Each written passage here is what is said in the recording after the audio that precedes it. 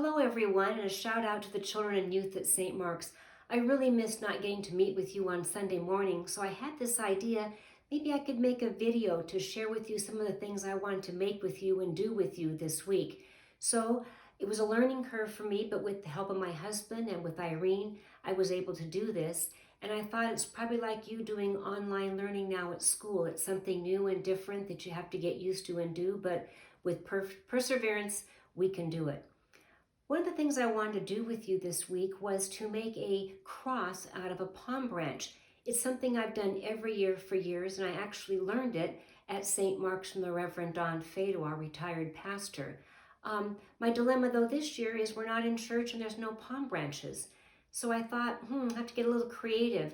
So I went out in my backyard and began to look at the plants in my yard with a whole different purpose. And the purpose was I had to find a leaf that could simulate a palm branch. So I went around the yard and I found a daylily branch. The requirement would be that it has to be green and long and fairly thin. And then I came across this out of control weed. I thought, well, that might work too. And then the leaf of an iris plant. And I thought I could probably cut it in half and make it into a cross that way.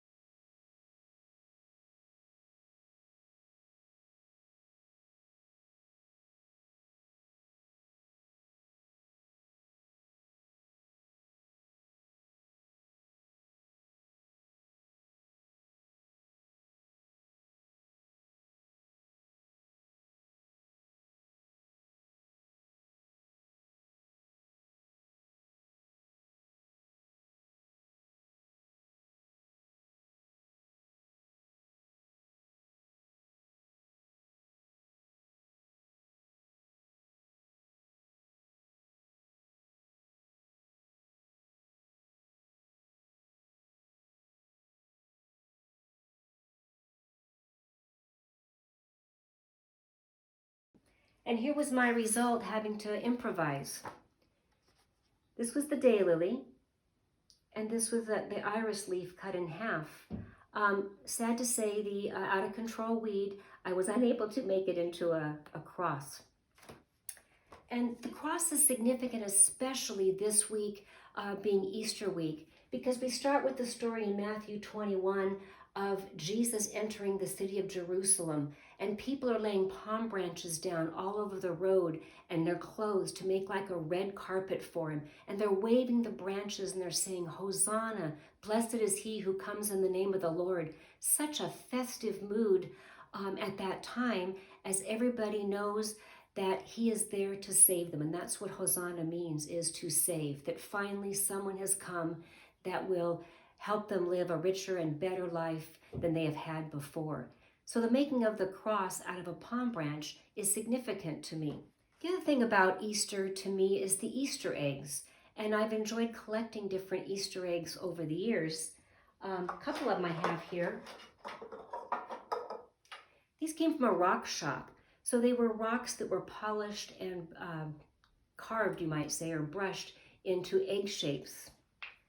I also have a collection of wooden eggs. And one of my favorite collections is in this old antique Easter toy that belonged to my grandmother, and it says in the back of it, Happy Easter. And inside are paper mache eggs that were actually made by a youth at St. Mark's and given to me years ago. It's a real egg that was hollowed out, dried, and then she paper mache'd them. And then I have this egg basket to remind me of the western bluebirds that are right now nesting out in our backyard. So why do we have eggs at Easter? One of the reasons I think we have the egg at Easter is because it reminds us of the resurrection. Because what do you get from a bird egg out in nature? When it cracks open, you have new life. And that is much like the resurrection story in Matthew, with Christ rising again. He was in the tomb. They thought his life was over. He had been crucified. And now the resurrection, which is our Easter story, he comes to life again. And I forgot to mention too that in Matthew 26:27 is the story of the Last Supper, our Maundy, Thursday, and Good Friday that we have at the end of this week, which part of that story too is telling us that the beginning of the week, with the palm branches waving and hosannas, suddenly turned unexpectedly different with the crucifixion and death of Jesus. So things we expected became the unexpected. And the same with the eggs. What we have in our hand becomes then not the unexpected necessarily, but becomes different.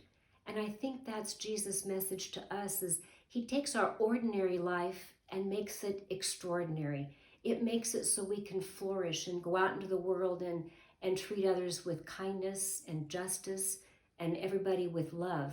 And that's the message I think this week is to remember that we are disciples of Christ and the life that he gave us and how we are not ordinary anymore, but extraordinary individuals.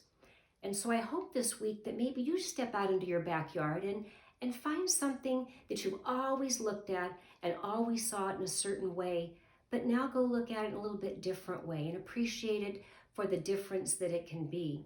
And also this week, maybe find a way to show kindness, to extend love, especially with people all being confined and not doing our usual things. That's going to be important, even to make a phone call, to reach out and just say hi to somebody.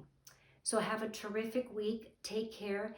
And I look forward to getting back together soon. And I promise you, we have planned an Easter egg hunt. So we will do that as soon as we're all back together and just have a belated Easter. But in some ways, Easter is a season that we can celebrate and have in our hearts all year long. Take care. Bye-bye.